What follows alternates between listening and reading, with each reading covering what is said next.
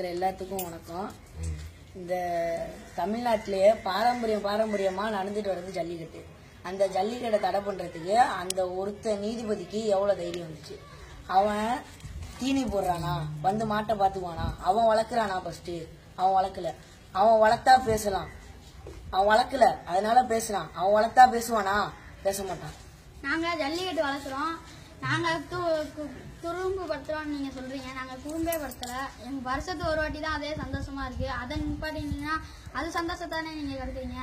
அப்போனா குதிரை ரேஸ் நிப்பாட்டுங்க, கறி வெட்டுறதா நிப்பாட்டுங்க, மாட்டு வெட்டுறாங்க அதெல்லாம் நிப்பாட்டுங்க. அதை தடை பண்றதுக்கே நீங்க யாரும் இல்ல. இந்த குதிரை ரேஸ் கூட வேணாம், இந்த மாடு வெட்டுறதை நிப்பாட்டுங்க. முதல்ல மாடு வெட்டுறதை நிப்பாட்டுறேன்னு சொல்லுங்க. நாங்க அடுத்து ஜல்லிக்கட்டு விடாததுக்கு வரலாம். ஃபர்ஸ்ட் இந்த வருஷம் ஜல்லிக்கட்டு, போன வருஷத்துக்கு முந்தின வருஷம் ஜல்லிக்கட்டு வைக்காம மாடுங்க எல்லாமே சோர்ந்துருச்சு. நீங்க யாரா ஜல்லிக்கட்டு வைக்க வேணாம்னு சொல்றதுக்கு?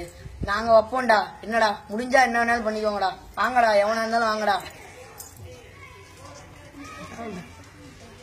நன்றி.